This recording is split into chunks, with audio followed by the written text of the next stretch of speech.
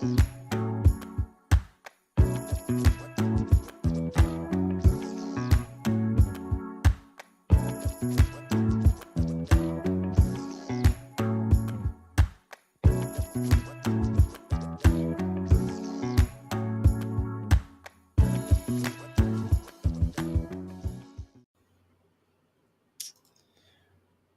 good? What's good? Oh, go ahead now. Go ahead. No. See, no. You go ahead.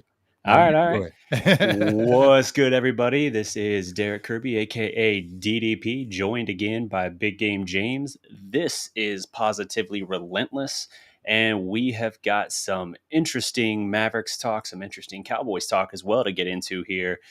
This is going to be a fun one. I think I got a good energy right now. I've been frustrated all day dealing with all this grid crap, so I'm extra amped, I guess, for whatever reason, which is ironic because the grid's going to shut down. So I mean, I like that. I mean, if you're gonna be amped, I'm gonna be amped. Shout out to everybody that's jumping in the building. You know what I'm saying? Get on in here. We're gonna have that good Mavs, good Mavs, good Cowboys talk, but definitely get some good Mavs talk because interesting things have been happening. But I'll tell you one thing. Me and you was talking about that rookie over there, that Jaden Hardy guy. yep. He went kind of crazy, but they got another dude over there, so it's gonna be some good talk because at least Dallas you haven't been excited about the draft with Dallas, like to me lately, but guess what? I kind of got excited about that kid and the guy he ain't even signed yet. Get him. Yeah, no, it's going to be a good one for sure.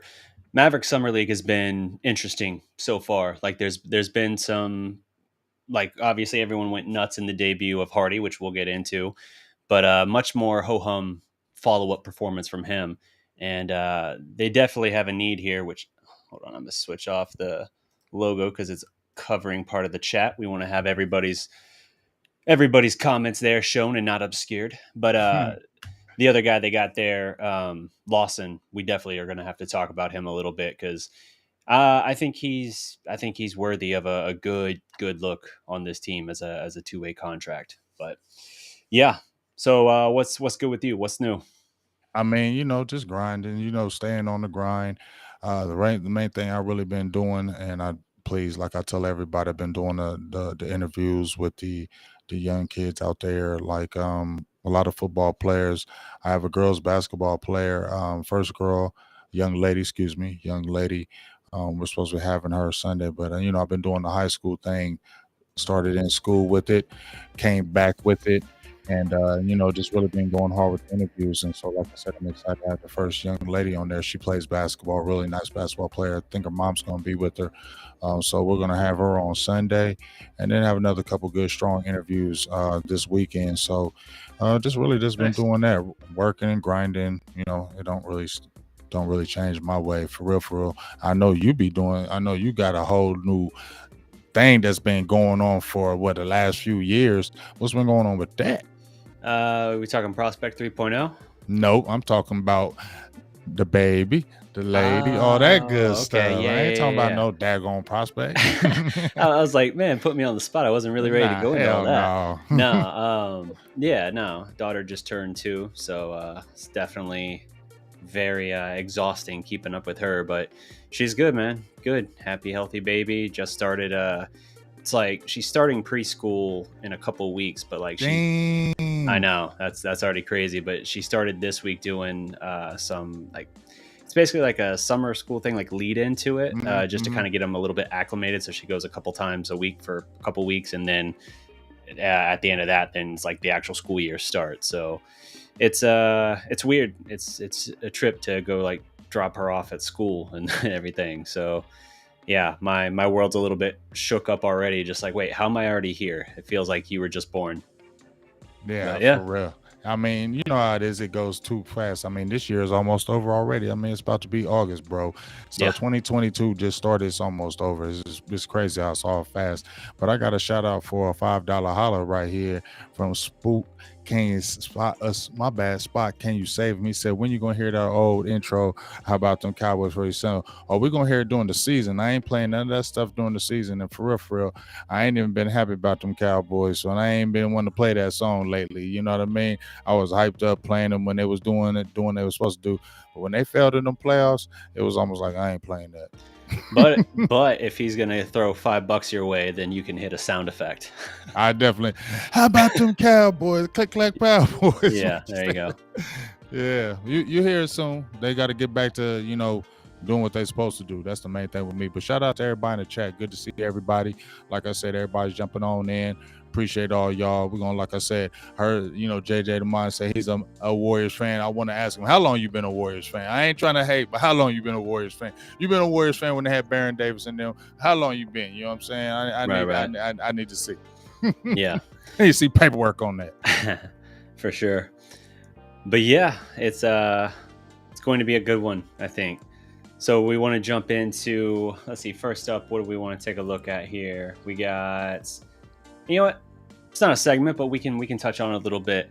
So the Brunson to New York Knicks deal is done at this point. And no sign and trade happened. That's the only thing that was kind of going on for a while. Dallas had some conversations with the Knicks. It sounds like there was even a dinner meeting at some point. And ultimately, the Mavericks just didn't really have the leverage to get anything done in a sign and trade. I don't know how it would have fit in that, but JaVale McGee was also the official signing of that was also a little bit delayed. And so I'm curious how that was possibly going to fit into anything, but ends up going for nothing. So they lose Jalen Brunson for nothing.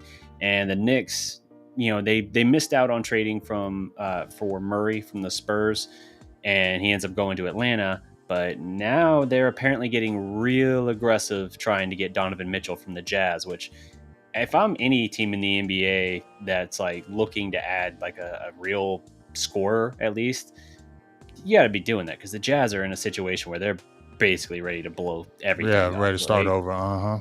Yeah, so you got to call on him. And as I said previously, the Knicks have the second most first round picks the next 7 years, next to only the Thunder. And like the Thunder have like a whole embarrassing horde of first round picks. Like they have so many picks in the next like 5 years alone. But the Knicks have like 9 or something as well. So they've got the capital to make something like that happen. The hilarious thing about that possibility to me, though, is while you might have a starting backcourt that could drop 60 a night, they'd give up 63. Right, the defense. Where's that defense going to be?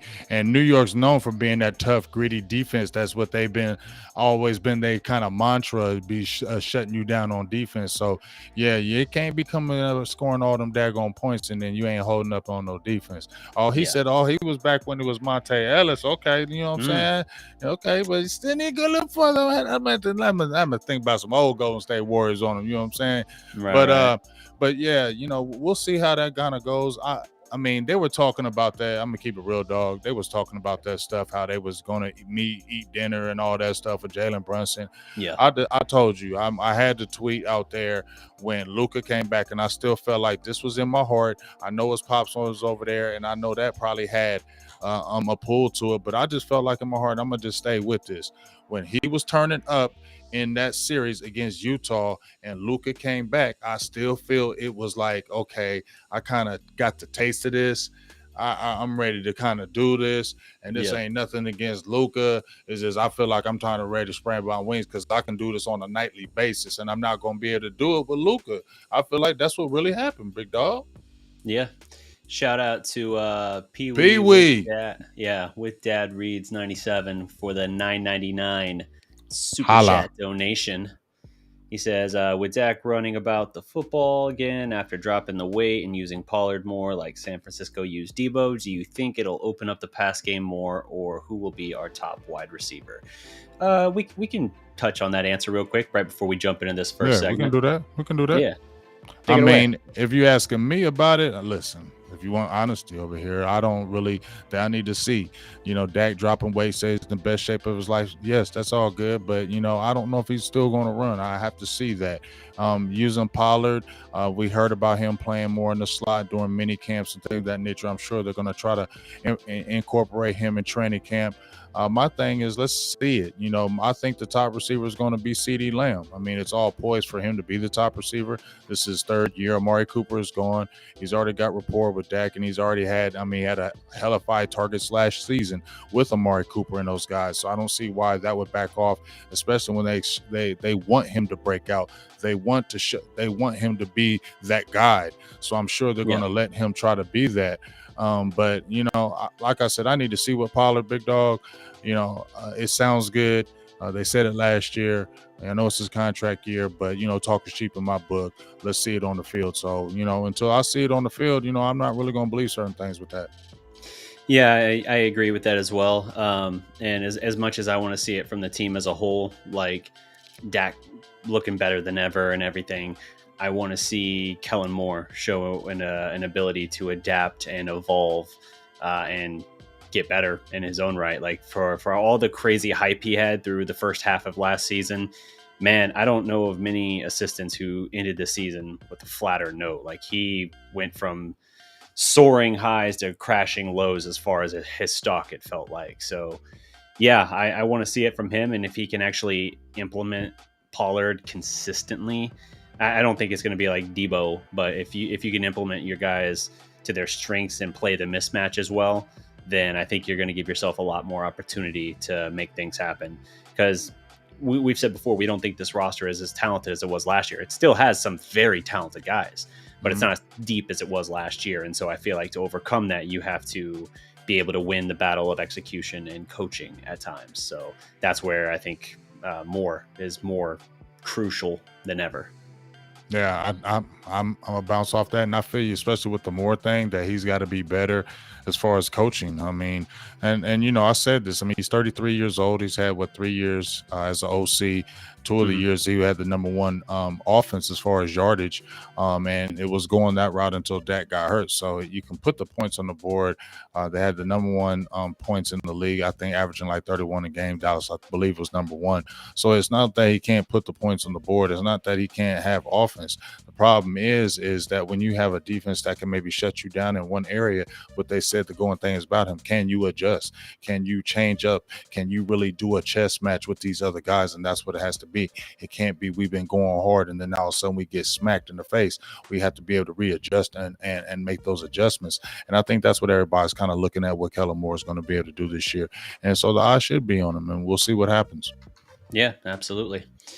So let's roll into our opening segment here. Let's talk a little bit about the Mavericks here. At a recent Summer League game, Jason Kidd was on with ESPN during I think it was either the pregame or maybe it was the halftime, and he was talking with the panel about the upcoming season, and he gave some interesting insight into what the Mavericks starting lineup is going to look like. It's always a little bit of a trip for me. Maybe it's just post-Carlisle, how weird it seems to me to kind of be so forthcoming about your anticipated starting lineup. I remember last year, similar situation when he was saying something this early. I was kind of like, okay, we'll see what it actually is. And then damn sure, it was pretty much exactly what he said. So we'll see. But I'm gonna roll the dice here. We're gonna try and play the clip, see how this goes. So let me bring this in. JaVale McGee, but you lost Jalen Brunson. What's the plan to replace him? Well, we can't replace Brunson. He's a great player. I'm happy for him and his family signing a deal in New York. It's well deserved. We wanted him back, but he picked New York. But when you talk about Christian Wood and Tim Hardaway coming back, everybody's asked this question, and we believe the points will be there, and we believe we're going to be a bigger team. Nothing against JB's height, but with Spencer starting, our starting five is going to be big with JaVale starting at the center, and then we believe we're going to have a lot more offense coming off. JaVale McGee. Sorry about that. So, interesting comment there. We've gotten a little bit more insight since then in the last maybe 24 hours or so, but he initially intimated that, okay, so Dinwiddie and JaVale in the starting lineup. We know when JaVale signed, he signed a 3-year, I think $17.2 million contract is what it ended up being. And initially it was reported as 20, but the difference of that went to signing Jaden Hardy and signing him so that you'll at least have him restricted after that, I think after the 4th year. So they at least avoided the Brunson thing repeating there. But the thinking was, okay, so McGee as a starter, Christian Wood had said like he didn't have a problem with starting at power forward. And you're like, ooh, okay, so what, like 6'10", 6'11", or is your front court? Like, that's an uber athletic front court. I like that. Dinwiddie in the starting lineup. Okay, so Hardaway is going to keep coming off the bench. When he mentioned having more firepower coming off the bench, that kind of confused me because I was like, well, Brunson was a starter for you. So if he was still here, it's not like you would have less firepower coming off the bench. If anything, you're having to move a former bench guy to the starting lineup to kind of offset that.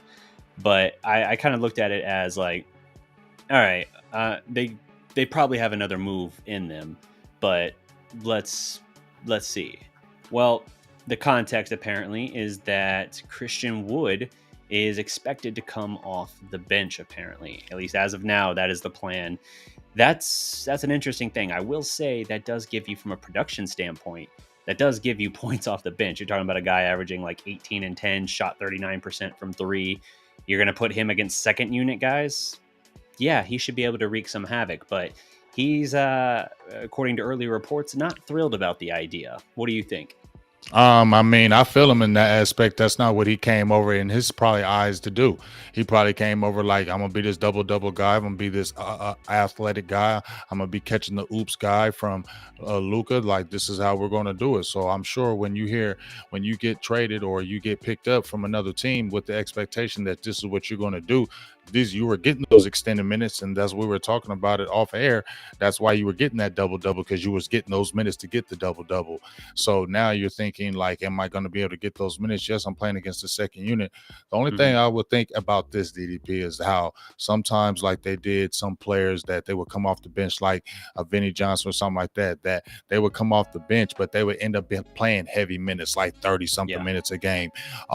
You didn't start it, but you pretty much ended up finishing the game, and you end up seemingly being the starter toward the end of the game anyway.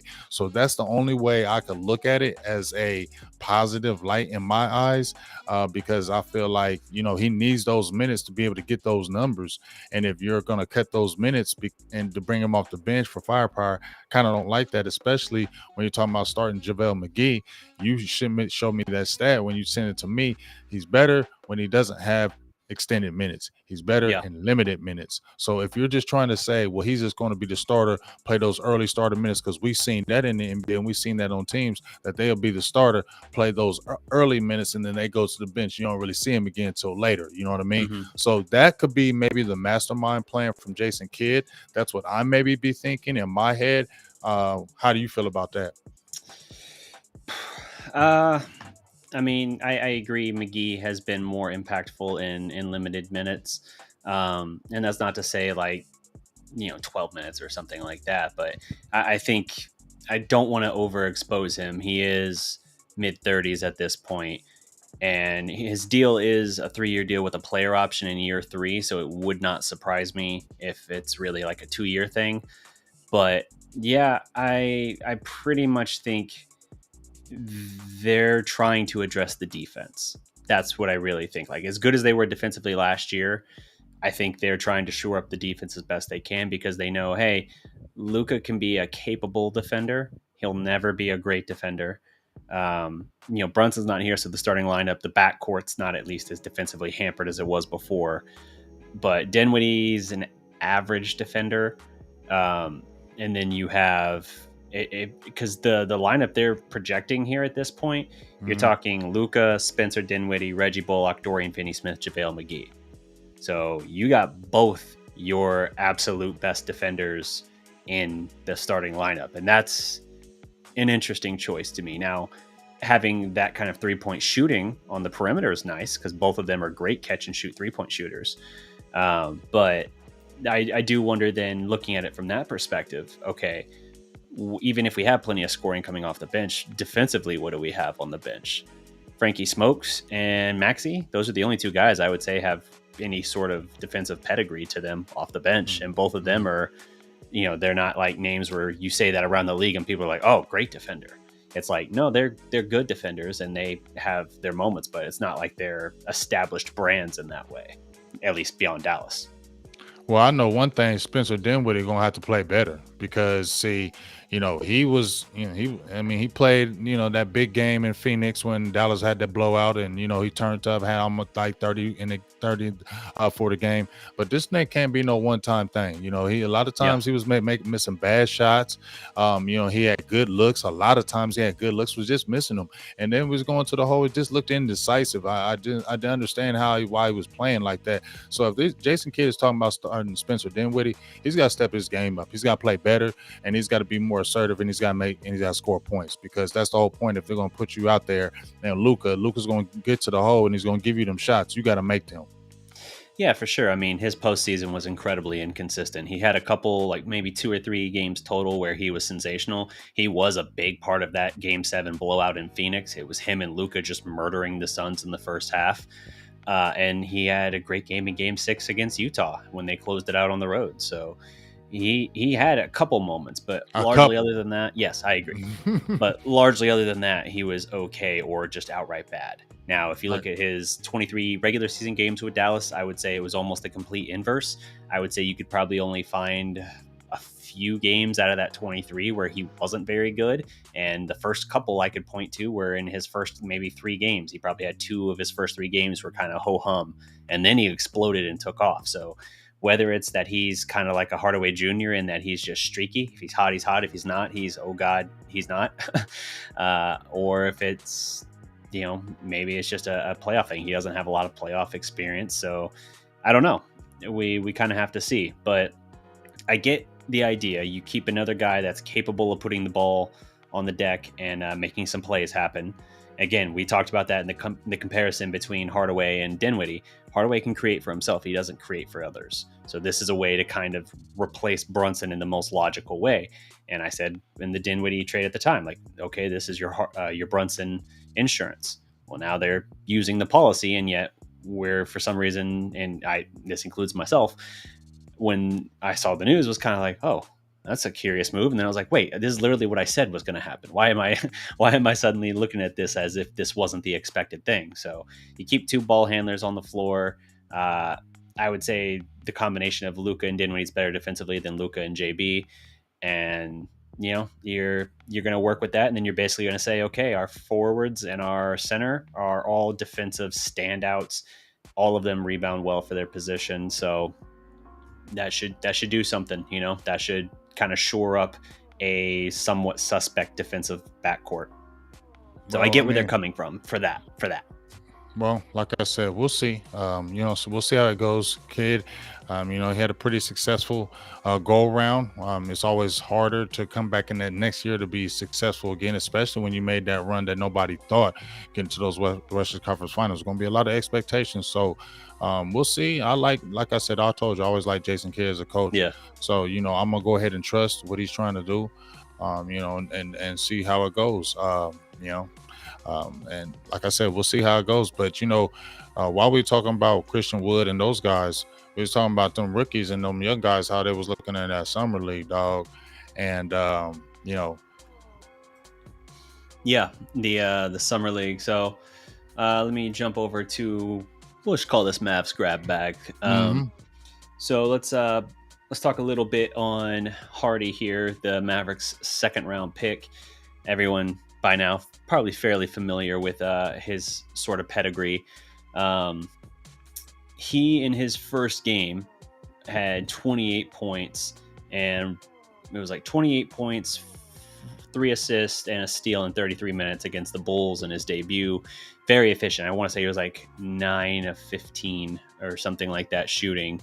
And he was doing well. Like, he showed an ability to attack off the catch. He was effective in transition. One thing that I did see, at least in that game, that was a little bit of a red flag for me. I felt like he struggled a little bit in the pick and roll, and Dallas is a heavy pick and roll team. So that's one of those areas. Everyone got incredibly hyped. Like, I mean, literally people were making YouTube videos calling it the steal of the draft, and maybe it will be, but I get so frustrated when people are that reactionary. Like, it's a summer league game. We see dudes drop 50 in a G League or a summer league game, maybe not summer league, but a G League game, and then they get called up or something, and then they're just like a dude on the bench, or they're like 7 points. Like it's not the same. There's the gap between those developmental levels and the actual show, if you will, to borrow a baseball term, is immense. So maybe Hardy can do that. Obviously, you like to see this, but then he comes out the next game and he struggles immensely. He has 11 points, 6 rebounds on 4 of 15 shooting. Like, that's the follow-up game. It's the highs and the lows back to back. And that's why I keep saying, like, be patient with the kid. Give him a chance to develop. Like, his benefit here, Carlisle would have never given him the opportunity to develop. The only guys, and I don't say this to disparage Rick or whatever, but the only guys that Dallas really developed in Carlisle's tenure was Maxey and Dorian Finney-Smith. Now, to be fair, he made them very serviceable role players. Dorian is actually getting a lot of attention now around the league. I think Maxey's kind of on the downtrend, but at least Dorian is still stock rising. So credit on that, but he's had other guys like this that had immense talent and potential, and a chance to reach for a high ceiling and not even come close. And a lot of that just boils down to them not getting the opportunities. And when you think about how many years the Mavericks were irrelevant, you're like, how do you have this young kid on the bench and you're not playing him? How are you not giving him a chance? Whether it's Ricky Lito or whoever, like, how are you not getting minutes out of this kid to give him a chance to develop? So Hardy's going to have the benefit, I think, with this coaching staff of actually getting to develop, but we're going to have to see it. And I think it's going to be a couple of years, honestly, before he really, in terms of like a playoff contributor, really breaks out and can be a viable piece for you in that respect. So I just want people to tap the brakes and keep that in mind, because it's like, I'm excited about the kid too, but I don't want to get this hyped about him now, where if he suddenly goes on a rough stretch for a while, everyone's just like, oh, he sucks. Add him in a trade for someone else. That's going to happen regardless, dog. You already know. I mean, that's just the way it is. I mean, everything you're saying is right in that aspect of, I mean, I'm feeling you as far as that. I mean, I was excited, but I'm not jumping up and doing cartwheels like this dude is going to do this every game in the NBA. No, he's not. He's a rookie. He's young. He's got a lot of learning in the NBA, but you like that. You saw potential. That's what you wanted to get excited about. You saw that potential, and with good coaching and growth, and not putting him in the forefront and let him kind of grow into it, then you can see the potential down the line. And that's what I feel you with you. Slow the brakes, just see the potential of what he's doing in the summer league and take that for what it is. It's the summer league, but take it for what it is. It's more exposure for him to get more learning of the game, and for him to get more comfortable, like you said. But this is going to be a little bit of time. This is not something where this is going to come in starting next to Luka and then he dropping 20 points a game. No, that's not going to happen. And he's got a lot of learning, like you said, the pick and roll defensively.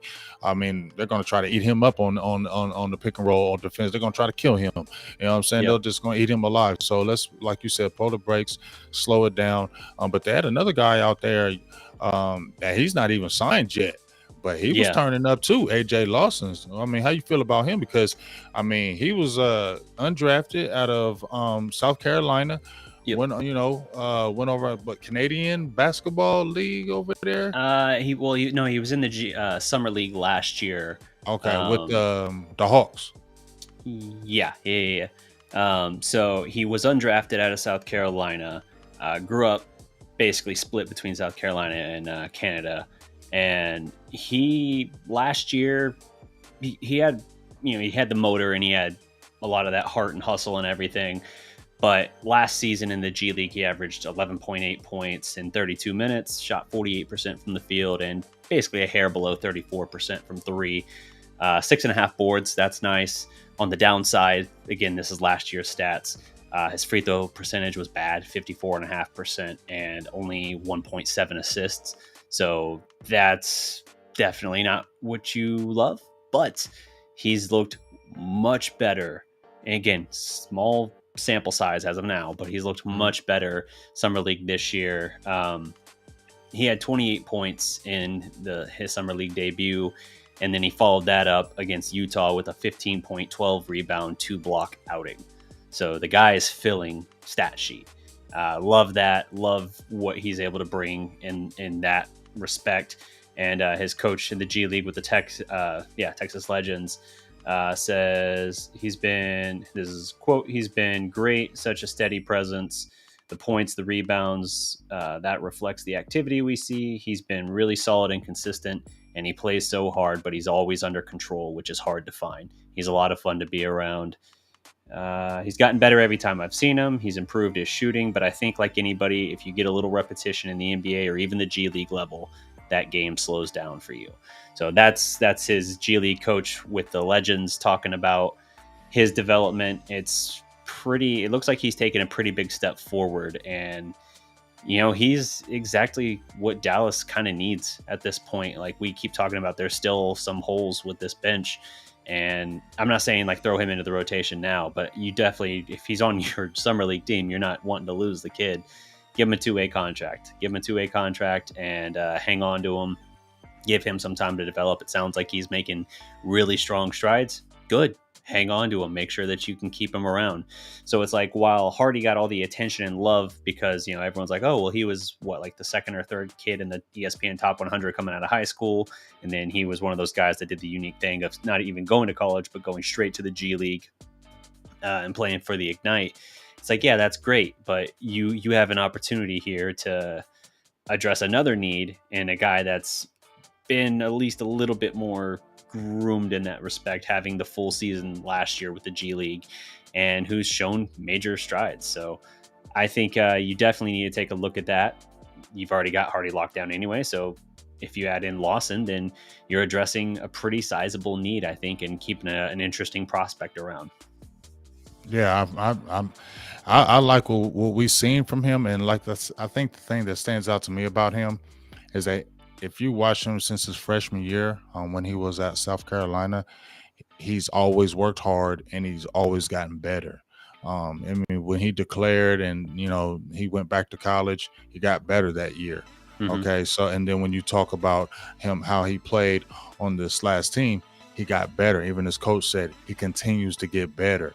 He's athletic, can score. Had like 6 threes in one of those games when he had the 28-point game. So, like you said, you like that off the bench. You like that young, good athleticism that can hit the three, get maybe some good defense, a wing, a versatile player, and He's young. And the thing is, he continues to get better, and it's like he wants this. So that's a guy that you really want on the team, and you keep him on the bench and you develop him. This is where you need to get these guys and to be able to develop these guys, like you said, because you got to be able to have that bench play. It may not be like a 10-man rotation, but some good steady minutes that can come off the bench, quality minutes. And this is a young kid that we need to hold on to and get that two-way contract, like you said, and make that happen. Yeah, no, I agree.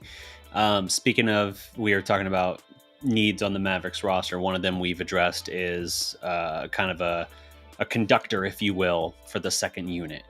Well, an interesting point that's been floating around, a prospect that's been, not prospect as in like, oh, up-and-coming kid, a potential possibility that's been floating around the Mavericks for what feels like 10 years, probably more like 4, is Goran Dragach. We know he signed a vet minimum with the Bulls. Yep. The only reason I have him listed in the grab bag here is we did get some perspective to this. So he gave an interview. It had to be translated, so I don't know who the source with the interview was, but he says that this is Goran Dragach, quote, "We were in talks with Dallas. They made an offer, but I decided not to take it. They wanted me to play 1 game and then sit for the next 5. I know I can still easily play 20 minutes per game. I'm not ready to retire and just sit on the bench in a cheerleading role," end quote. So, he's 36, but it's worth saying he wasn't that good with the Nets last year. Granted, he got like nothing of a season because he was sitting out with Toronto the whole time.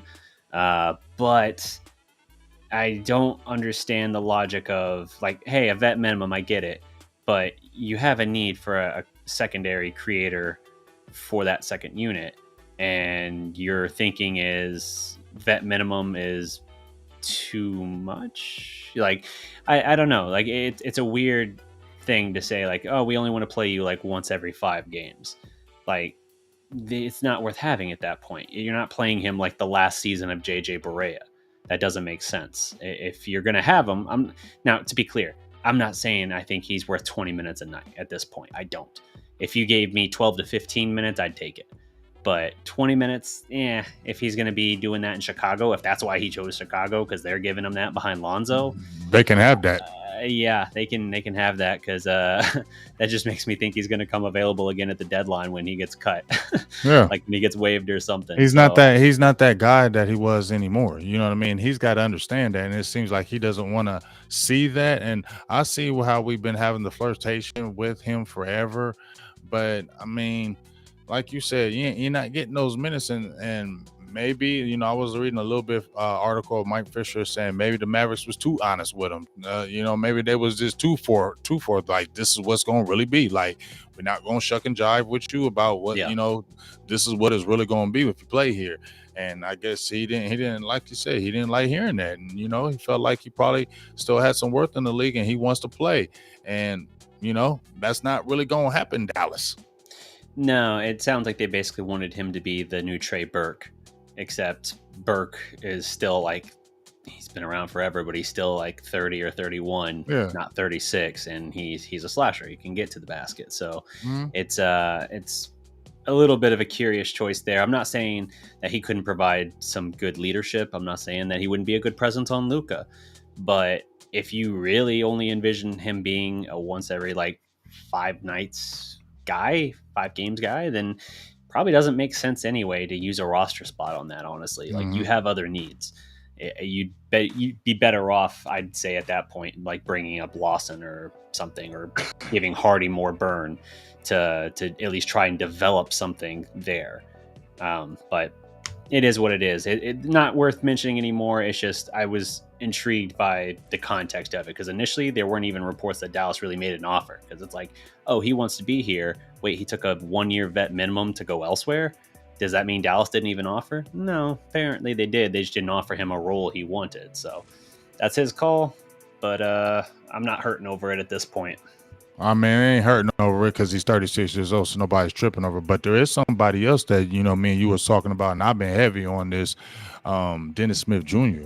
We've been talking about that reunion. I've been talking it up. I've been trying to speak it in the air. I've been trying to throw it in the air to admit the basketball guys to get it, because yes, it was kind of weird, but Rick was here. But now the dynamic, we understand it. That firepower that could be coming off the bench, the athletic ability could come off the bench, could really be a great asset for the Dallas Mavericks. And people still love Dennis Smith Jr. Man, I think he would just really fit in great. What you hearing about that, big dog?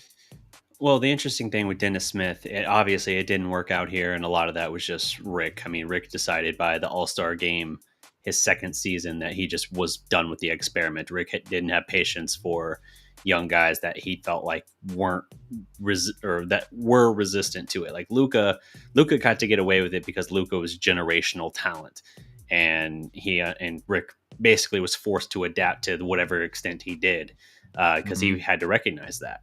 I mean, when Kidd came here with, like, as a player to play under Rick, they butted heads, they clashed, and it was not working through the first year or two that Kidd was here. And what finally turned the corner was like, basically Kidd had a sit down conversation with him, and it's like, you're going to have to like relent a little bit to like give me the reins of this. Like, you're talking about an all-time great point guard, and Rick still wanted to map out like every play and run things very restricted. That's just always been Rick's style. And when it comes to Luka, Rick had to look at it, and he talked with Popovich about Manu Ginobili. And Popovich kind of used to be that same way. And he basically said, like, look, if you put reins on this guy, you take away what makes him special. And that's what Pop said he had to learn early on with Manu Ginobili. So interesting kind of context there. But I don't think Rick ever... I mean, even with Tony Parker, too. Because they butted hair early. And he kind of had to let Tony Parker do his thing. Yep.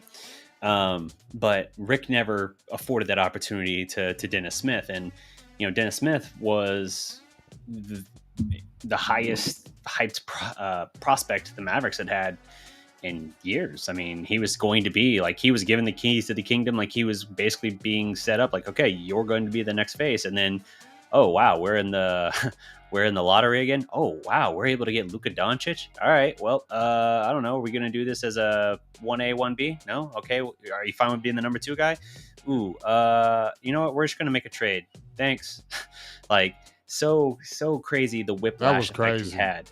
Yeah, I mean, you get whiplash from something turning on you that fast, but it really, I think I think it wrecked him for a But while. before you finish that though, I'm gonna give my own self props on this because you remember when he was turning up and I hit you up, and when Yeah. Luka got drafted, I hit you up and I said I said Dennis Smith Jr. gone.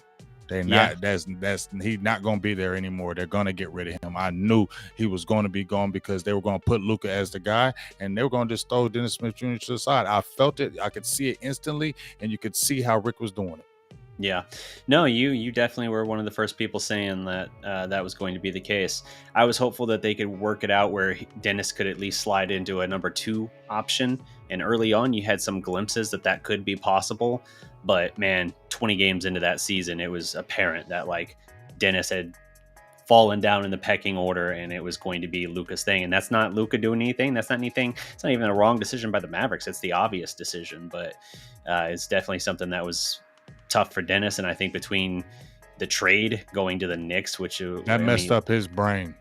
Yeah, I mean, it's a little better there, I guess, now than it was. But at the time, man, that's a toxic fan base and like incredibly starved for something good. So as he struggled like a young player does, suddenly put into that situation where they didn't have a lot of talent around and he had to carry things, suddenly it's like the weight of the world was on him. And if he struggled for a while, they got on his ass, and he didn't have, I guess, that mental fortitude. To really endure that and to persevere. And I think it got in his head and it messed him up. And then he got injured. He kind of stayed injured for a couple of years. He had a swim through Detroit that didn't go all that great. I think his debut was fine, but then it kind of went south from there. And then he had about 20 games last year with Portland, and that's it. Like it just didn't go anywhere. And like his best game last year, I think he had a 17-point game for the Blazers at one point, but he hadn't found any consistency. And so you look at it and you're like, okay, well, he's 24 years old. Even still, he's crazy. He's still uber athletic. And the conversation here, and the reason we're doing this segment is we're talking about the potential of a reunion. This is a breakdown from Basketball Index comparing 2018-19 Dennis Smith Jr. So that is his last season in Dallas / his first season in New York. Comparing him against Josh Green last season. This is the metrics comparing like head to head who's better on this. Perimeter scoring or perimeter shooting, Dennis Smith Jr. Off-ball movement, Josh Green. One-on-one, Dennis Smith Jr. Finishing, Dennis Smith Jr. Roll gravity, Dennis Smith Jr. Playmaking, Dennis Smith Jr. Post play, Dennis Smith Jr. Perimeter defense, Dennis Smith Jr. Interior defense, Dennis Smith Jr. Would not have guessed that. Perimeter defense and interior defense, both Dennis Smith Jr. Offensive rebounding Green, defensive rebounding Green. Impact, Dennis Smith Jr. So you look at it in that perspective and you say, okay, you want to talk about an impact player, a guy that is a tougher variable to prepare for. Dennis Smith Jr. head to head, at least, looks to be that dude. And so is that worth considering given Green was the last kind of Carlisle pick? I know there was all that craziness and confusion over who the Mavs kind of even wanted or who wanted who in that draft. But the last era of the Carlisle setup is Josh Green. And so it's not Kid's guy. It's took a while last year for him to kind of get into the lineup, and in the postseason, you could not have him on the court in the postseason, man. We was talking about it back and forth when we was texting. As soon as he got in there, like, man, take him off the court. Yeah. He's just a liability. Yeah, he had, I think, one good playoff game where he had something like 12 or 14 points, and I was just like, dude, that's like the best thing he's done all year. Like, that is everything for him. But, and I'm not saying that like Dennis Smith Jr. is the answer there, but what I am saying is Josh Green, as far as like he was drafted to be a 3-and-D guy, and maybe he can still be that. He plays with a lot of heart, a lot of effort. He's a nice nice enough prospect as a defender, but the 3-point shot is not there. The confidence is certainly not there. No. And even the high end athleticism that was kind of promoted with him. I see athleticism, but he just looked lost. Yeah, if I'm putting his athleticism head to head with Dennis Smith Jr., I'm taking Dennis Smith Jr. The biggest crack on Dennis Smith Jr. from like a athlete standpoint is his hands are small.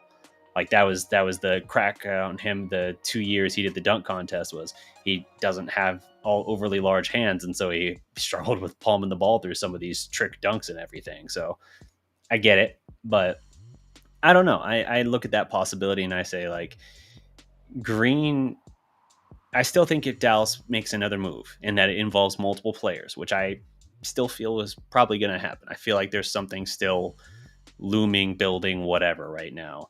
And if that's the case, I think Green is one of those guys that goes.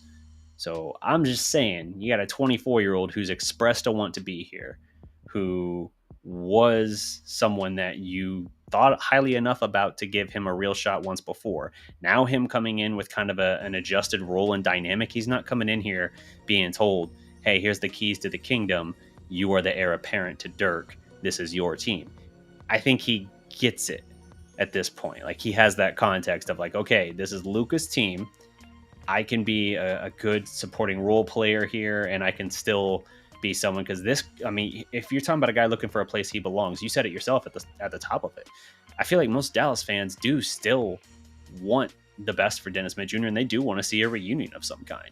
So if you're talking about taking a flyer on a guy like that, I don't see any reason it has to be a bad thing. Like, he's certainly not a defender like Ntilikina.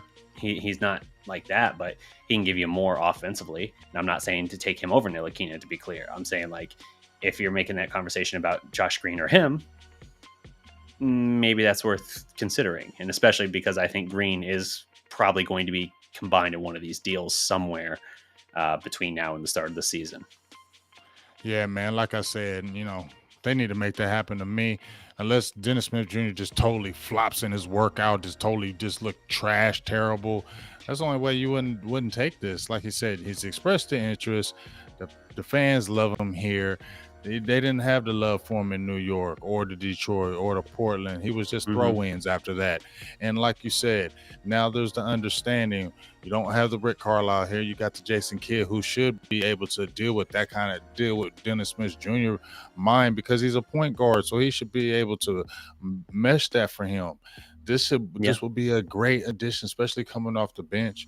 We need that athleticism, running that point guard position, getting to the hole. I think his defense will be even better because he has the athletic ability to be a great defensive player, has the athletic ability to be a great defensive player. So let's man, I just feel like this is one of those marriages that just has to happen. This is one of those things that it has to happen. The second go around will be better because there's better understanding of what the roles will be. For sure. So I looked up here. In his 101 games with Dallas, he averaged 14.5 points. His percentages weren't great. 40.6% from the field, 32% from three, basically just a hair under 70% at the line. So those aren't great, but he did average 5 assists per game, showed promise as an energetic defender who could generate a lot of steals, and he even showed times where, when properly motivated, he could clamp guys down on defense. Like, he could lock guys up. You remember one of the moments for me that stands out most for Dennis Smith Jr. was against the Clippers in his rookie year. No, his sophomore season for him, his second year. Luka was injured at the time, not playing, and Dennis Smith Jr. basically had to run the show. It was still earlier on in the year, and Patrick Beverley, scrambling for a loose ball, knocks out his front tooth and stays in the game, plays the rest of the game, and he's still sticking his nose in there and playing hard-nosed defense on the Clippers. Comes up with the game-sealing block shot and on a post-up possession. They posted up your point guard ISO to win the game, and he jumped up and swatted the dude's shot as he was going up with it. Like, that's impressive. And I'm trying to remember off the top of my head who it was he blocked. I want to say it was still Paul Pierce, but I can't remember if timeline-wise that works right, because it wasn't Paul George yet. But yeah, regardless, incredible play from him, and so gritty. the fact that he's doing it smiling without the tooth and everything, just very endearing. Shows how properly motivated you have a guy who will give you his everything. And the fact that the supporting cast here now is so many light years better than that team, I really think that he could find a nice role here, and a nice role that can make the team better. He addresses a need they have. Why not? And it's not going to be a lot of money, so it's a win-win situation for everything. Yep. You know what I mean? Yep. Let's see. So we want to roll into some of those Cowboys. Yeah, man. I hear everybody been chirping about the Cowboys. You know, we're going to be talking about a little bit about that offensive line because, you know, I've been seeing a lot of people in the chat talking about Tony Pollard, how they need to be able to execute them, get them out more into the flats, be able to, you know, maybe get them on pitches, things of that nature. But before any of that doesn't matter. Any of that happened. We can put them in the slide. Dallas can put them in the backfield with Zeke. They can motion them out. You can do all those things. The offensive line ain't blocking and it ain't doing his job. It don't matter what to do with TP. So that's what we're talking about right now, the offensive line, because it's not what it used to be. It's in flux. And, you know, it's different now. It's real because, you know, you had your first round pick in Tyler Smith. You know, he's going to play, obviously, the left guard with Connor Williams departing over to the Miami Dolphins. He never really was the guy. They tried to make him the guy, but he was never the guy. He never had the prototypical size that you want at the left guard or at a guard spot, period. He could really hold his own, though. He could hold his own. That was holding. Yeah. You feel me?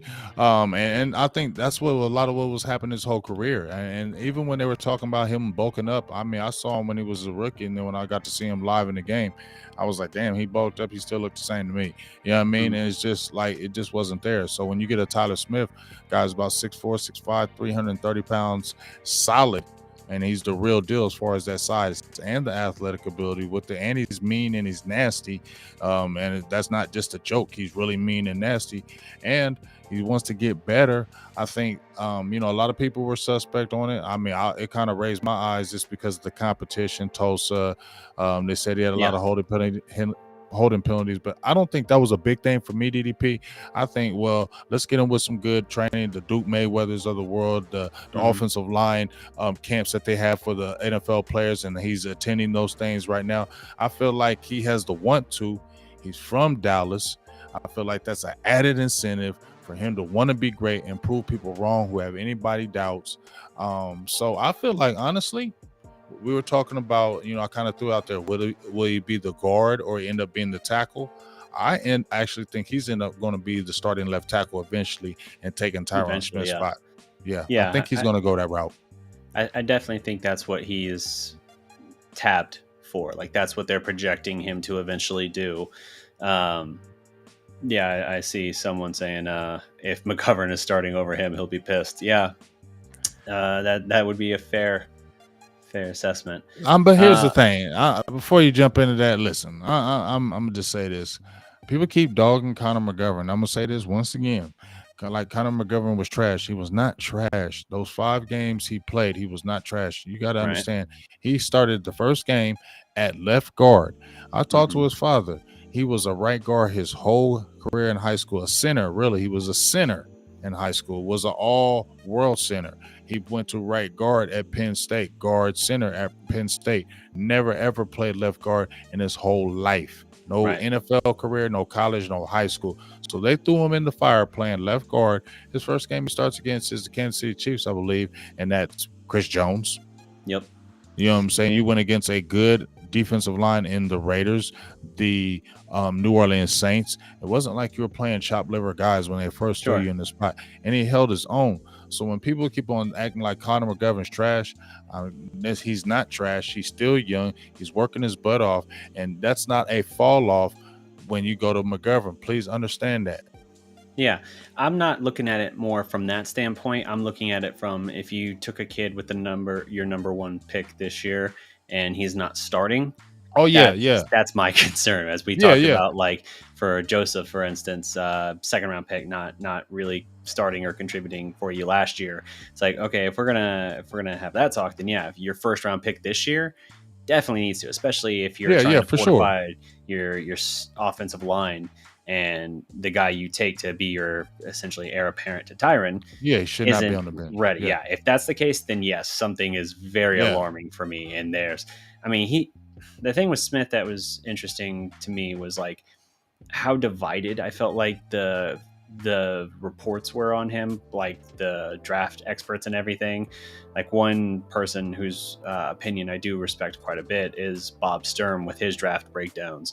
And man, he was not a fan early on. And so I think that now, again, I was more removed from following the draft this past year than I had been. Just like you said before, kind of the playoffs still left a sour taste in my mouth, and I was just like, man, whatever.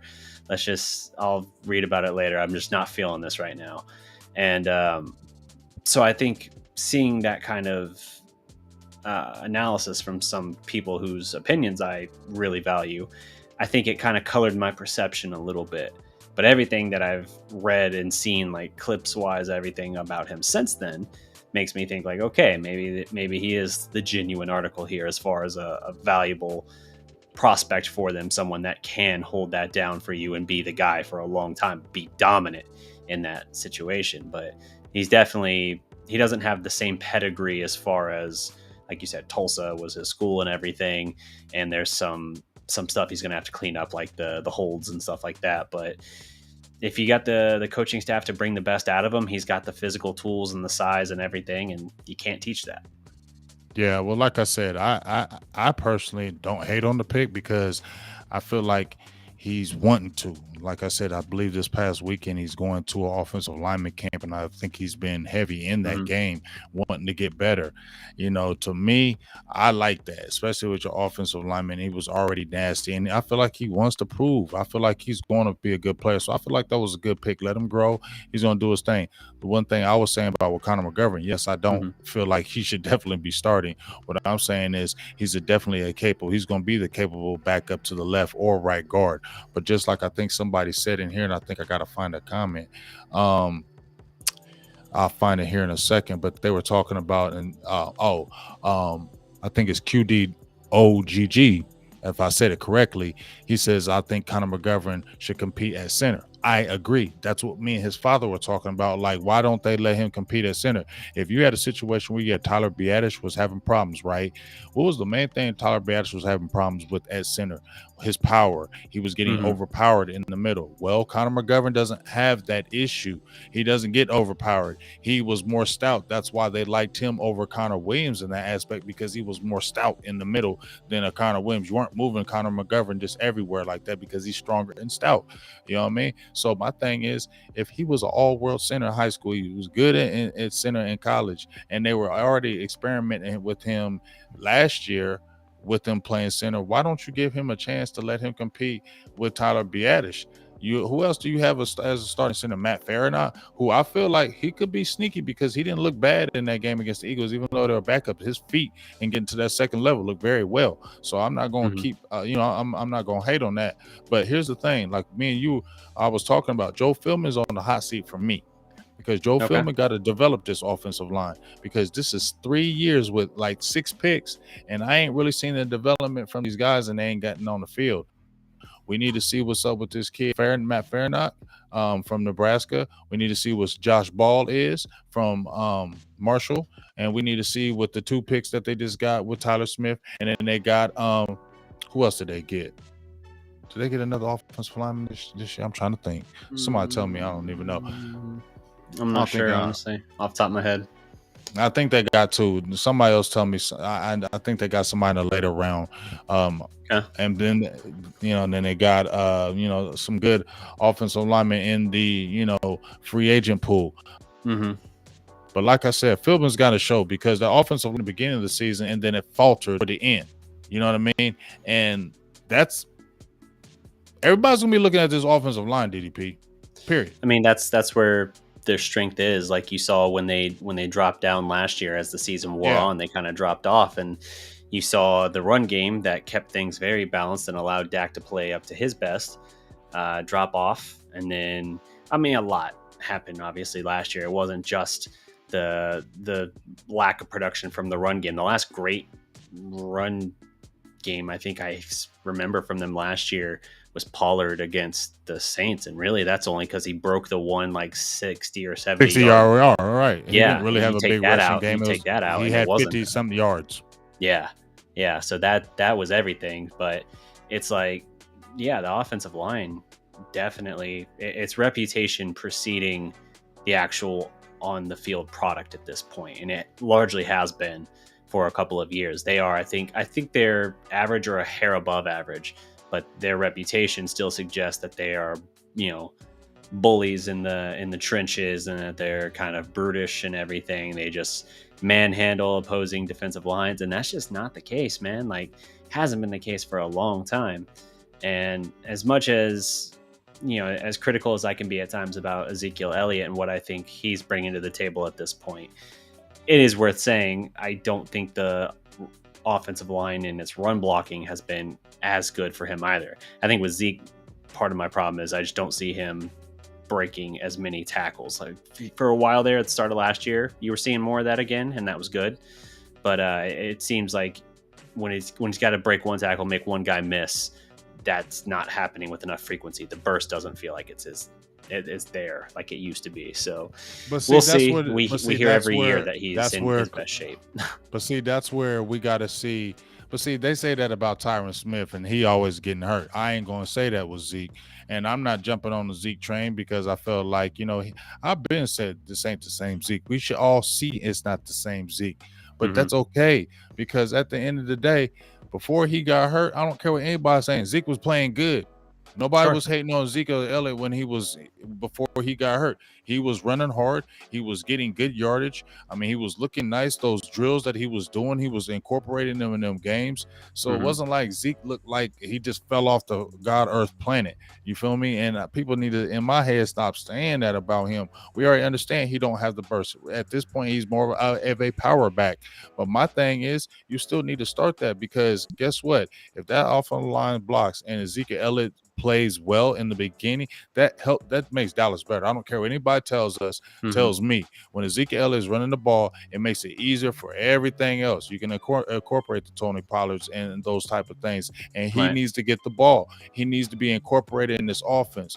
But at the end of the day, Ezekiel Elliott is not a trash back, and if he gets going early, it really helps the offense. I think my guy, Washington guy, George Camry, asked me. He said, what's more important, getting CD Lamb or Ezekiel Elliott? Getting him going? Yeah, getting the offense going. It's the run game. Yeah, the run game at this point would still be the case because it opens up more. I don't. It's not that I think Zeke is trash. I don't think he's trash at this point or anything like that. My problem is the balance. I'm fine with him being the starter, but I feel like when they had more success with the run game last year is when you saw it was never 50-50, but it was like 55, 57% Zeke, 45, 43% Pollard. And I feel like that balance worked well. The problem was Zeke got hurt, and I know Pollard ended up getting hurt in the Saints game as well. But it felt like after the injury, suddenly the dosage became heavier on Zeke.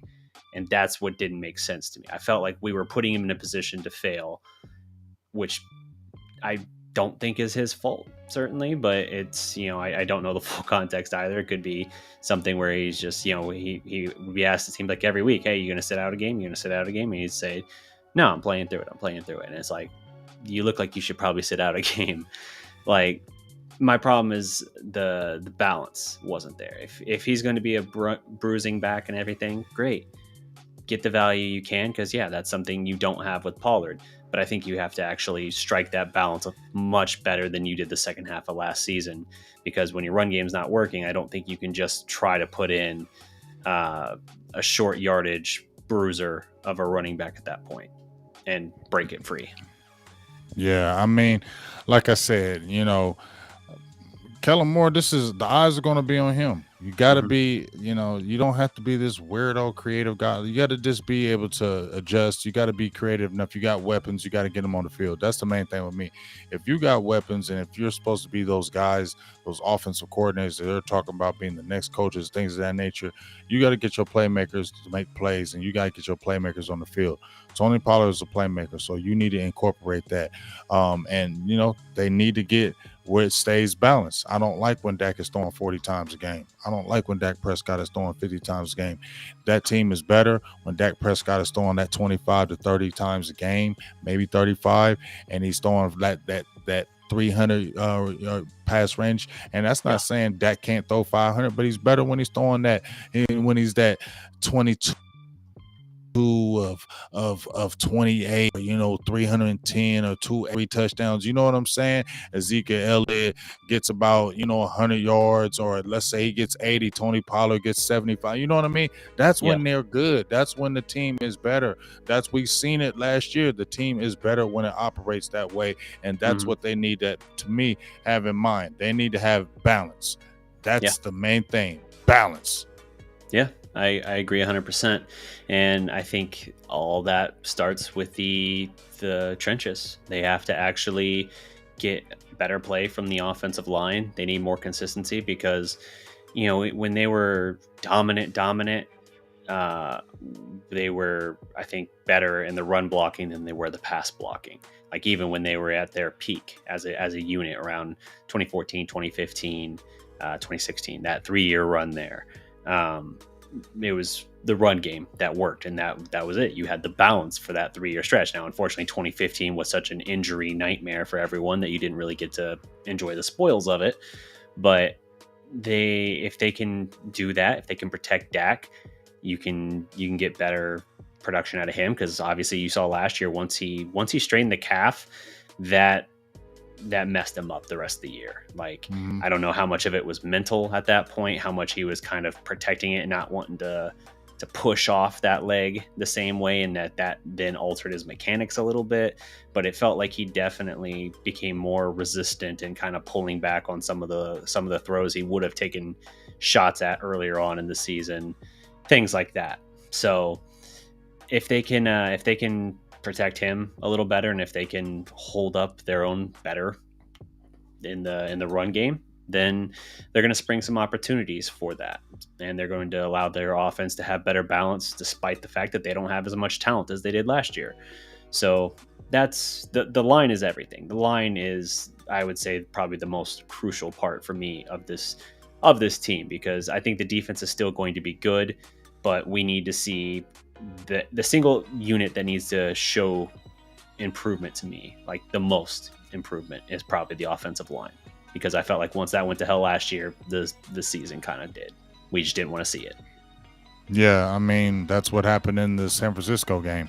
The offensive line played like trash, and we got blown out the water, because not blown out the water as far as point wise, but we got manhandled, and it all started with the trenches. Leo Collins, Tyron Smith had issues. I mean, Dak Prescott was running for his life for first damn series of the game, and when I saw that, I said, "Yep, it's going to be that game." That's the first thing I thought in my head when I saw the first 3 plays of that game, and I saw Dak running for his life, like on the 3rd down. I was like, yep, this is going to be that type of game. I knew it. And that's the thing I hate, when I actually can look at my team and see how they play within the first 3 plays, know how it's going to be. That's frustrating for me as a Cowboys fan, because that's it. I shouldn't have to feel that way. You know what I'm saying, DDP? I shouldn't have to feel that after the first 3 plays of the game, I know how this game is going to go. You know what I mean? That's the problem. With too many times Dallas, they beat the teams that they're supposed to. They out physical and dominate, run for 250 some yards in a game against the Carolina Panthers that wasn't good last year, or the New York Giants that weren't that. You know what I mean? Teams that they're supposed to beat.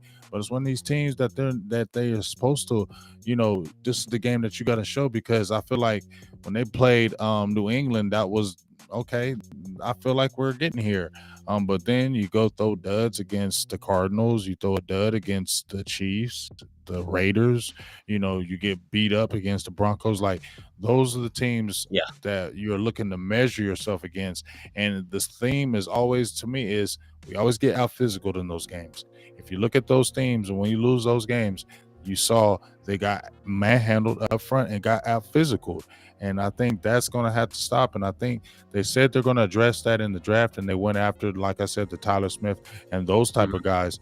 But we still got to see it. And what I want to say was Matt, well, let's go, the kid from North Dakota. But once again, we love the talent, 6'8", 312 pounds, and he played good in the Senior Bowl. But he still came from North Dakota.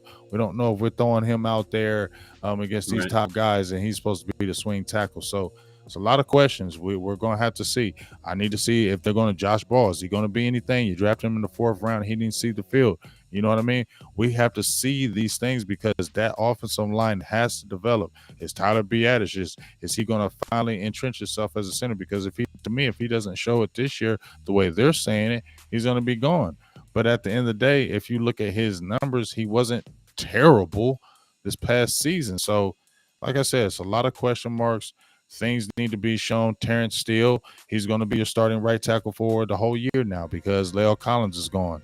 But, Terrence Steele, he was undrafted. Is he going to do what he did in the second part of the season to earn that job? That's one player I ain't gonna lie, DDP, that I'm excited to see because how hard he works. He was a project coming in, but we liked the talent, but we didn't know what he would do. Me and Boss were talking about him when he came out of school, and Dallas picked him up. But he worked his butt off, and you see how much better he got. So I think that's what you like about him, and he's athletic. I like what they have in Terrence Steele. Obviously, you got Zach Morton. I think Tyler Biadasz is going to be okay. I think what you're worried about is to see how quick Tyler Smith can develop at that left guard. And then you have to worry about Tyron Smith because he's going to be hurt 3 to 4, maybe 5 games. They're already talking about his back hurting. Yeah, I know. That's a good sign when we're not even in camp yet. Yeah, and he's supposed to be the best shape of his life again. That's the guy. Every player ever says that. Like that, it's the most stereotypical thing to say. Like it means nothing at this point. Like what player? It means nothing with him for sure. Sure, but what player ever came to camp and was like, you know what? I actually feel like kind of like shit this year. Like I feel like I'm probably like 15 pounds overweight. My back's kind of achy. I had to lean over to fart the other day, and I think I might have pulled something actually. Like nobody comes into training camp saying stuff like that. Everyone's always like, "Oh, best shape of my life. Feel like I could do whatever." Like it means nothing to me, and that's why it doesn't matter if it's Dak saying it, Zeke saying it, Tyron saying it. I'm always like, show me on the field. Like get through the first month of the season and have look as good, if not better, than you've ever looked, and then I'll be like, damn, okay, yeah, like. Dak, the Tampa Bay game last year, the opener, Dak in that game was like, holy shit, okay, yeah, I'm buying in. Now, after the calf injury, that dropped off, but Dak prior to that injury on the last play of the New England game, sensational last year. So, I mean, that's everything, that's something I would classify as if he was. Now they didn't say it with him last year because he was coming off of the surgery with the ankle and everything, and then he had the shoulder strain in camp or mini camp, whatever. It is what it is, but it's like if you had him say that coming in, and then he had that run through the first 6 or 7 weeks like he did, I would say he's actually backing it up. I see it. I now in retrospect believe that, but. This stuff, nah, man, I got to see it. I'm not buying anything until I see the initial return. I'm not drinking no more Kool-Aid, dog. I drank that Kool-Aid. I drank gallons of that shit last year, and I ain't touching that stuff this year. I don't care what they tell me. I don't care who's in the best shape of their life. I don't care how good Dak is in shape. I don't care how they look. They're going together. That's all good that they're training together, and that does get better. That gets you better as a team. But at this point, in my opinion, I'm not hearing that no more from these Cowboys. I'm not listening to that no more because too many times they say these things, and there's too many failures, too many false shortcomings. big games, shortcomings, playoff shortcomings. So I'm not hearing none of the talk about, oh, we're so much better now, and we're this and we're that and we're this. Nah, that don't mean nothing no more because talk is cheap. So we'll see. Like I said, we'll see. We'll see how this offensive line goes. But I just don't want to hear any more of this talk. Just play ball. Yeah, no, I agree. So let's see. Before we get out of here, let's open the floor for a couple quick questions here. Got what time for 3 or 4 quick questions? Hit us up in the chat. What you want? Mavs, Cowboys, open floor. Oh man. So. Yeah, sure. Oh well, Sadiq, Miss Sadiq with Miss Charles. Anthony Barr is not Anthony Barr, but Christian Wood was a player that the Mavericks picked up via they traded, right? They via trade, and 6'10", double guy, hella athletic. They get on him about his defense, but bruh, just go and watch him, Miss Charles. Christian Wood, look him up. You'll like what you see. Yep. Cowboys Nation, how should we play with the 3 wide receivers we have? My opinion, screen routes, deep ball to Dak, reach. Not quite sure what he's saying at the end of that, but basically how should we feature our receivers? I think definitely want to work that intermediate a little bit and mix it up with some of the deep options you have. CD doesn't have blazing speed, but he is shifty. So I think CD can work well in that intermediate to a little bit deep, but like your deep ball option, if you can really get that working with Washington, or when he comes back, if he can still provide it, Gallup, that gives you a real option. But I think you win in a lot of that intermediate between CD and Tolbert if he's, as advertised. I mean, I'm agree with that as far as the intermediate routes, especially with CD. Move him around. I think that's the biggest thing that you want to do with these receivers. Move them around, find them in favorable matchups. Don't just come to the line of scrimmage every single time and have them in the same kind of sets. Move these guys around, put them in positions where they can really find mismatches and really see that. I think that's the biggest thing with me. If you see there's a mismatch out there, go after it. Don't sit there and like I said, I don't want to see them going all deep 9 routes and things of that nature. You really got to work that middle. That's where Dak is good at, that middle. But Dak's got to be able to hit that deep ball as well. He's got to be able to connect on that when it's there, and he's got to be able to take it. I think that's one of the things when those routes are there. He's got to be able to take it, not trying to kind of check down, because I know he will do that. I know where CD is really good in that middle part of the area, that 12 to 15 yard range where he can usually be able to get the ball and usually yards after catch it, because that's where CD is really good after he gets his hands on the ball. But like I said, they still got to be able to take those shots, and when them shots are there, Dak has got to take them, and he can't check those down. Turn it loose. So, yeah, he's got to turn it loose this year. He's just got to be reckless abandon. I think that's one of the things we're all talking about with John Kitna that we missed with Kitna, because Kitna kind of gave him that oomph. And hopefully he does that. I think there was another question from my dog Vondell Jackson asking about Anthony Barr. Do we think we could get him? I've been screaming Anthony Barr since December, man. Yeah. I don't really understand what the holdup is. I feel like he'd be a great addition as far as the veteran leadership. He's not washed up. I mean, he played I think he missed 5 games, still had over 70 tackles. So he's not a washed up player. He has familiarity with the coaching staff. I think that just works, and I don't think he's going to be super expensive. And I think he wants to come here, and they already had him on the radar when he was coming out of college. So I just feel like that's a win-win. Dallas's depth at the linebacker, me and you had already talked about this in a previous show, that the linebacker depth is shaky. And if you have an injury, that's really bad. And you still have Jabril Cox still coming back from injury. Damone Clark is not playing, who you drafted in the 5th round. Jabril Cox is still coming back from injury. LVE, even though he played 17 games, still has the injury bug by his name. So you can't just rely on that and think that that's going to be healthy. And they got to be able to address it, and I think they should go ahead and address it now. So I don't know if they will, because we know what Stephen Jones does, but I don't think he's touching anybody else out there besides maybe Anthony Barr. They talked about maybe Adama Sue, but I don't think that's going to happen because of the money. Yeah, that's probably the hold up there. Let's see. Stephen Lupton asks Mavs. He says Mavs need another top line scorer to compete in the West. Who do you go get? I don't know that they need another top line scorer at this point, because you would have said you would have said last year or this year that we just wrapped up that they didn't have that in the going into the postseason. Yet they got all the way to the Western Conference Finals because Jalen Brunson proved to be more than we thought he was. Even going into the playoffs, we did not see him averaging 21, dropping 30 multiple times, dropping 40, becoming one of just 4 Mavericks to drop 40 in a playoff game. Like did not envision that. So you see that, and I think you do have the scoring lift you need. You have the potential for it there because as streaky as he is, Dinwiddie can go off and give you 30. He did it. He can give you solid performances. You have Christian Wood, who playing with not a good Houston team was still able to efficiently give you 18 and 10. Now you're going to set him up with a guy that can spoon feed him everything and give him perfect looks.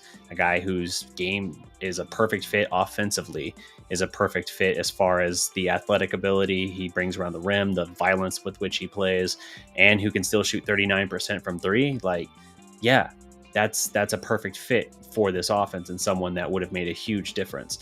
So I don't know that they need another quote top line scorer.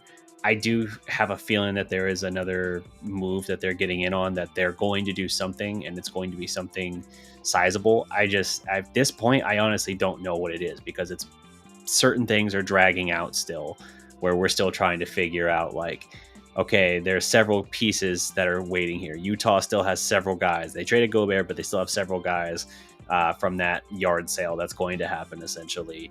You still have KD and Kyrie both in a holding pattern in Brooklyn. So there's a lot. Ayton hasn't even signed anywhere yet. And to be clear, I'm not saying Ayton, there goes one. I'm not saying Ayton is, that's always how I know it's about time to wrap up. Not saying Ayton is going to be in that list. Obviously, they got enough centers and front court guys as is. But the point is, there's still a lot left to be decided. Like usually free agency fizzles out within a week. Yet we're still sitting here with a lot of really intriguing pieces out there. And I think that leaves the door open for any number of moves.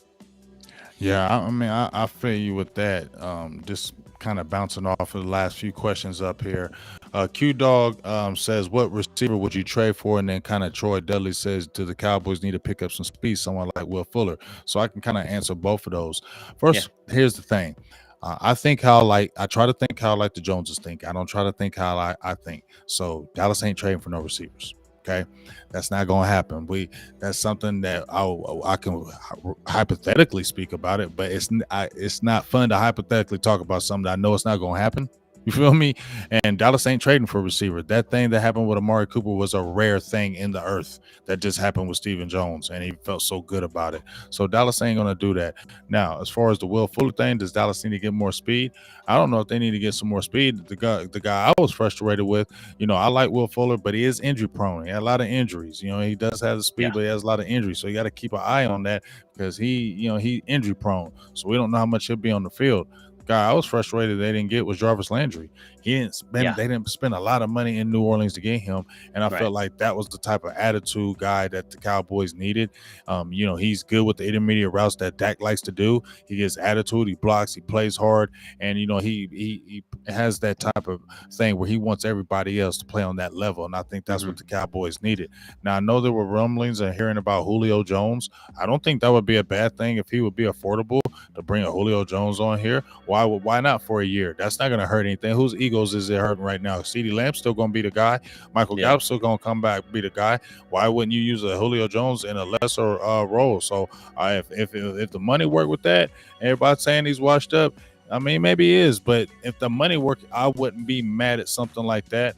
But at the end of the day, in my opinion, when I think about Stephen Jones, I just don't think he's going to do anything. I think he's going to look at what we got or we're good at, and I don't feel that way because God forbid you have an injury with CeeDee Lamb, and then you're all messed up right now.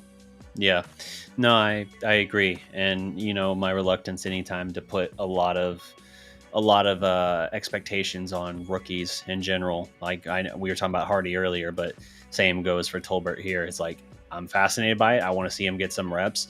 I know there's already people saying like the expectation is he's going to start come first week. And it's like, I just kind of, obviously Gallup out. Right. So it's like, I just want to take it with a grain of salt and basically say, like, yeah, you're not going to be stunting his development if you have a year of like a Julio or something.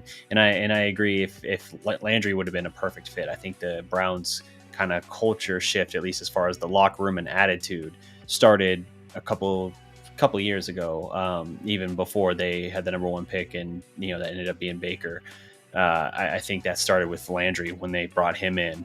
I thought that brought like a certain attitude to it, and it kind of fell apart. I think once they kept adding some of the guys that they did. I don't know that obviously it didn't work out with Odell, and the Baker experiment failed there too. But I think a lot of credit went to him, and that was absolutely someone that I was like, okay, Dallas, at least take a look at him. And they didn't.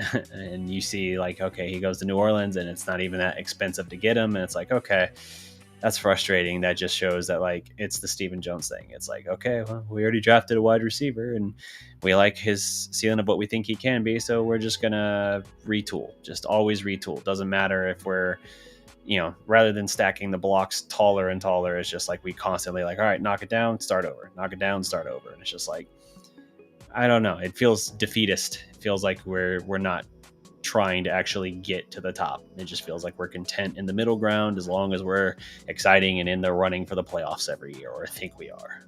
I mean, that's what it is. Spot on. That's that's the last thing you kind of want to say on that. I mean, that's what I feel about it. Is like, as long as they feel like as long as they're competitive and they're competing, people are coming still talking about the Cowboys, and they're still in the media, then that's not bad. It's not bad for them, and we still got time to get it right, and that's what they feel, because there's no pressure on them. But just kind of finishing off on that receiver thing, and just in the whole offense in general. My guy, Coach Marv, shout out to him on the $2 holler when he was talking about Anthony Barr, protecting the LVE. Yeah, I feel that way too. They love him in the ways, but says if they can't find a way to use a talent like TP, then we don't have. He said we can't bring no receiver in use for the team. Right, facts. Basically saying, if we can't use TP as a receiver and can't figure out how to get him in there, how are we going to bring another receiver in from off the streets and incorporate him? Because that is the thing. Because when Tony Pollard came out of the University of Memphis, he was receiver / running back, kick returner. When he went, they keep on saying, when he went to the Senior Bowl, his agent, his peoples were telling him to play receiver. They didn't want him playing running back. They wanted him to play receiver. So that should tell you right there, he can play it. So the problem is this. Once again, Kellen Moore, you're 33 years old. It's not like you had garbage offenses. We said it. 2 of the 3 years, you had the number one yardage in the league. So you can score. You can score points. The thing is, get your playmakers on the field. There can be no excuse of why Tony Pollard is not on that field heavily this year. If that is not happening this year, then you know what? I ain't got nothing to say. I ain't got nothing to say. Yeah, no, I'm right there with you. But I think that's gonna do it for the time we got here. We've been going about an hour and a half. Pretty good length show here. Salute to everyone who turned out as I shut out the lights, or maybe it's just the grid. Who knows? As I'm plunged into darkness here. But yeah, good show. Let's see. What do we need to touch on for our wrap up here?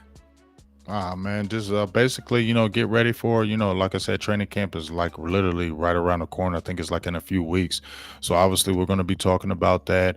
Get some good film. I don't know if I'm going to be out there. I got some things going on, so we'll see how that goes. But regardless, we're still going to have some good tape. I talked to some people, so we'll have some good film.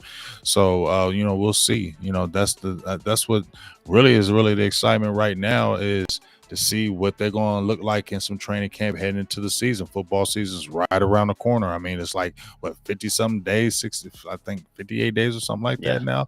And it doesn't even feel like that, DDP. Like, it really doesn't in my heart. It's like, damn, it's like literally like less than 2 months, bro. Like, it don't feel like it.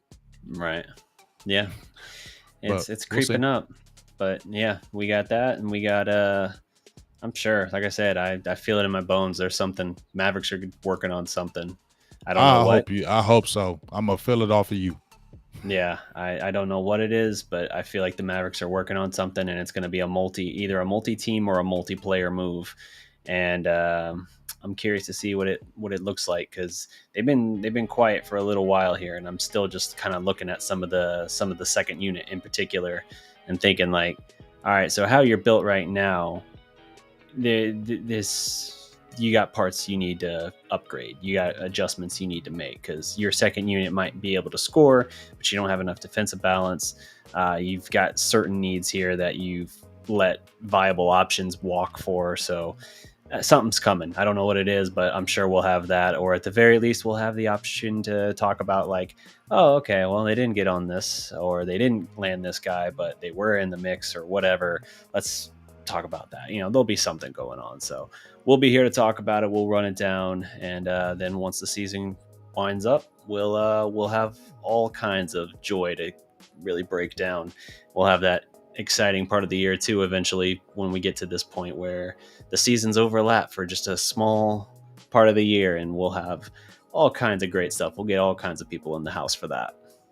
Yeah, definitely. And just make sure you continue to go follow our pages, Dallas Prospect with DDP. Make sure you go give like, follow, all subscriptions, all that. You can find them out there on Twitter as well. Myself, Big Game James. You can check me on Twitter, Facebook, and YouTube. Like I said, continue to support. Give us some like, follow, shares, all that good stuff. The more you support, the better this is. So we're excited about what the seasons on both ends. Like you said, they're both going to be intertwining. So we'll give you a lot of good back and forth. Before, because we couldn't do it before, DDP was doing over there, I was doing over here, but now we're doing a combination, and it's going to be through the whole season of Mavs and Cowboys. So have fun over here, because we will. Stay tuned. Peace.